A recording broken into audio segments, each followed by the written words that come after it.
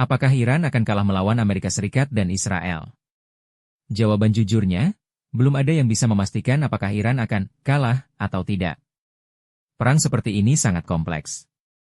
Tapi kita bisa melihat beberapa fakta penting dari analisis militer dan berita terbaru. Serangan gabungan Amerika Serikat dan Israel telah menghantam ribuan target militer di Iran dan merusak banyak fasilitas militer serta peluncur misil. Banyak serangan misil dan drone Iran berhasil dicegat sistem pertahanan seperti Iron Dome dan THAAD. Meski begitu, rezim Iran masih stabil dan belum menunjukkan tanda runtuh menurut pejabat Israel. 1. Jika hanya Iran versus Israel.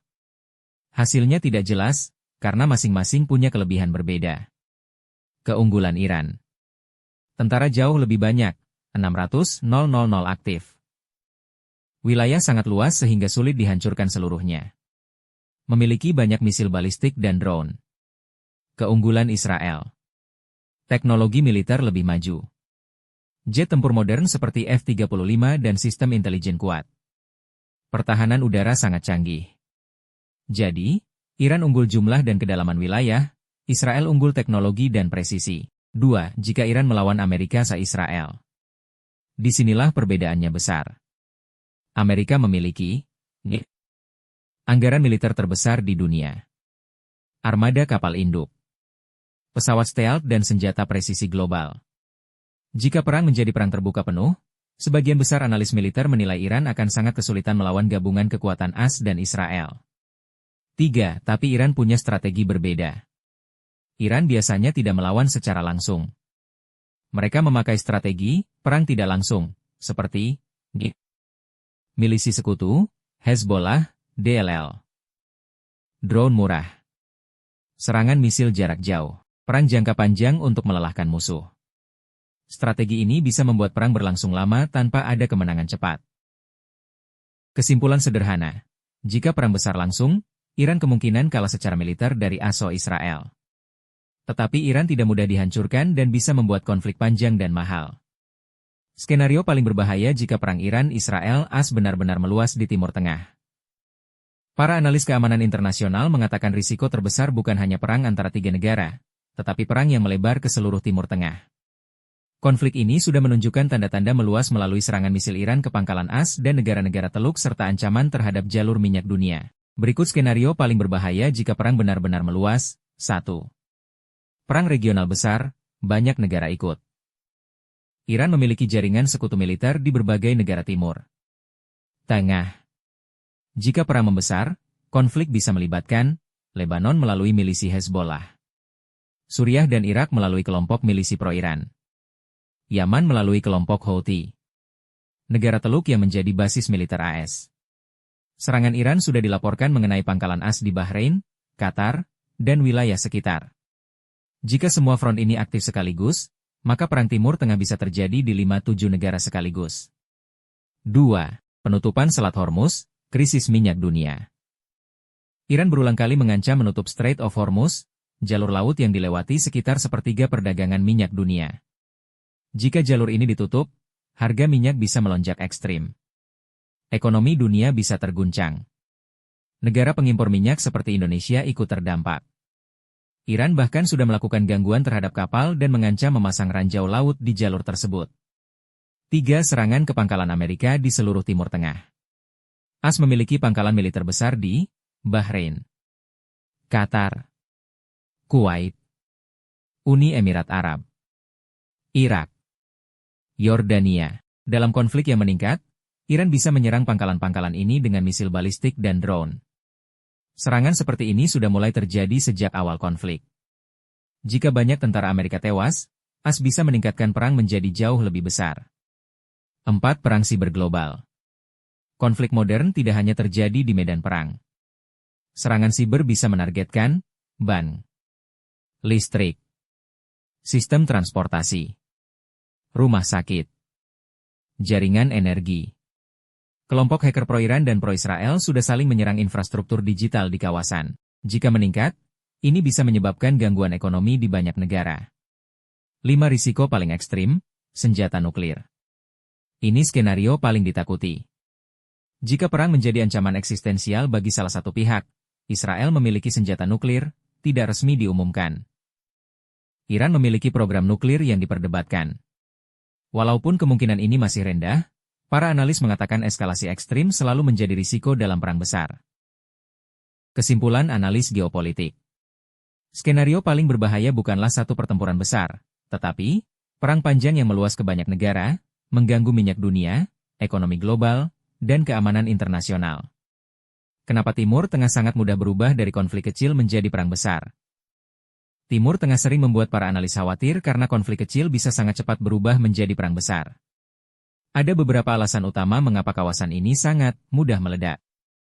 1. Banyak negara kuat berada sangat dekat. Di kawasan ini ada beberapa kekuatan militer besar yang saling curiga, seperti Iran, Israel, Saudi Arabia, Turki.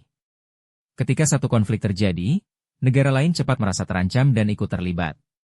Contohnya, jika terjadi perang antara Iran dan Israel, negara Teluk bisa ikut karena merasa keamanan mereka terancam. 2. Sistem aliansi dan proxy war. Di Timur Tengah banyak perang yang tidak langsung. Negara besar sering mendukung kelompok bersenjata di negara lain. Contohnya, Hezbollah di Lebanon dekat dengan Iran. Houthi Movement di Yaman mendapat dukungan Iran. Hamas di Gaza juga terkait konflik dengan Israel. Jika satu kelompok mulai berperang, sekutu mereka bisa ikut, sehingga konflik cepat melebar ke beberapa negara. 3. Banyak pangkalan militer negara besar. Kawasan ini juga penuh dengan pangkalan militer dari negara besar, terutama milik United States. Pangkalan tersebut berada di Qatar, Bahrain, Kuwait, Irak. Jika pangkalan ini diserang, maka negara besar bisa langsung ikut perang.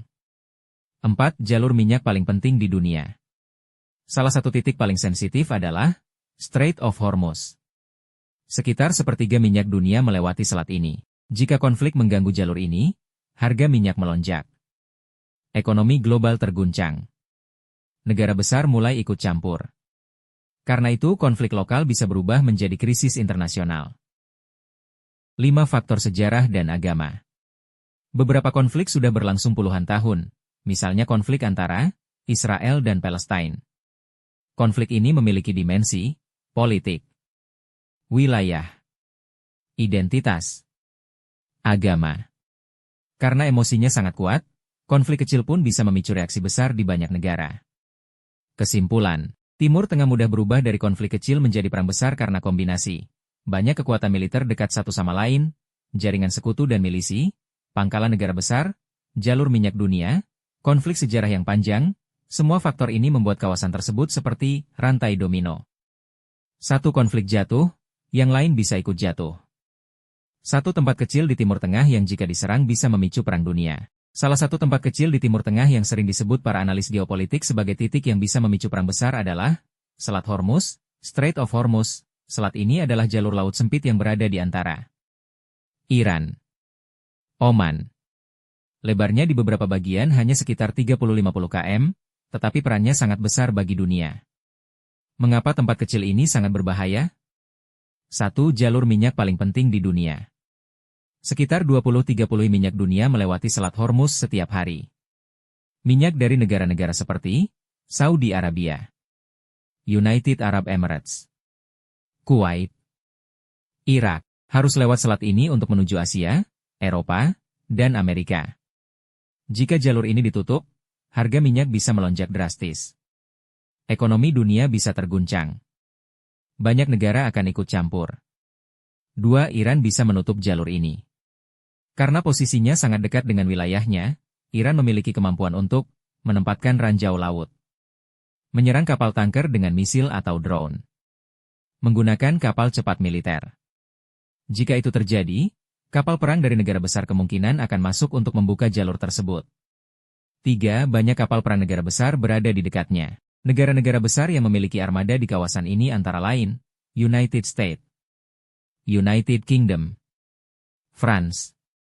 Jika terjadi bentrokan kapal atau serangan terhadap tangker minyak, konflik bisa cepat meningkat. 4. Satu insiden kecil bisa memicu reaksi berantai. Misalnya, 1. Kapal tanker diserang, 2. Armada Amerika menyerang balik, 3. Iran membalas dengan misil. 4. Sekutu ikut terlibat, 5. Perang melebar ke banyak negara. Inilah yang sering disebut analis sebagai flashpoint global. Kesimpulan, Selat Hormuz sangat kecil dibandingkan luas Timur Tengah, tetapi dampaknya sangat besar. Jika jalur ini benar-benar ditutup atau terjadi pertempuran besar di sana, bukan hanya Timur Tengah yang terdampak, ekonomi dan keamanan dunia bisa ikut terguncang. Satu tempat lagi di Timur Tengah yang bahkan lebih sensitif secara politik dan agama. Banyak analis mengatakan satu peluru saja di sana bisa memicu konflik global. Tempat yang sering disebut para analis sebagai titik paling sensitif di Timur Tengah adalah kota Yerusalem. Jerusalem. Kota ini kecil secara geografis, tetapi memiliki arti sangat besar bagi tiga agama dunia, Islam, Kristen, dan Yahudi. Satu kompleks suci yang sangat sensitif. Di dalam Yerusalem ada satu area yang sangat diperebutkan, Al-Aqsa Mosque. Temple Mount.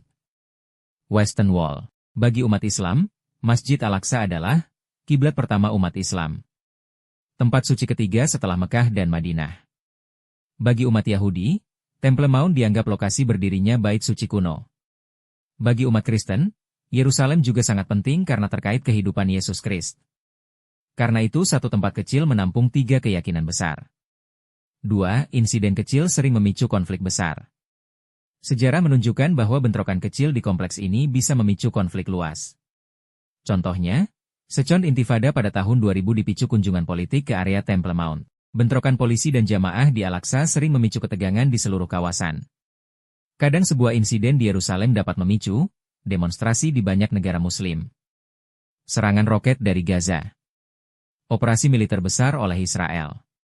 3 simbol identitas bagi miliaran orang. Konflik di Yerusalem bukan hanya soal wilayah. Ia menyangkut identitas agama. Sejarah ribuan tahun. Politik modern. Karena itu emosi yang terlibat sangat kuat. 4. Mengapa analis menyebutnya flashpoint dunia? Jika terjadi insiden besar di kompleks suci tersebut, 1. Konflik Israel-Palestina bisa langsung meledak. 2. Kelompok milisi regional bisa ikut campur. 3. Negara-negara Timur Tengah bisa terlibat. 4. Negara besar seperti United States atau Iran bisa ikut terseret. Karena itu Yerusalem sering disebut salah satu tempat paling sensitif di planet ini. Kesimpulan. Kota Yerusalem adalah titik di mana agama, politik, sejarah, dan geopolitik dunia bertemu di satu tempat kecil. Itulah sebabnya para analis sering mengatakan, satu insiden kecil di Yerusalem bisa mengguncang dunia.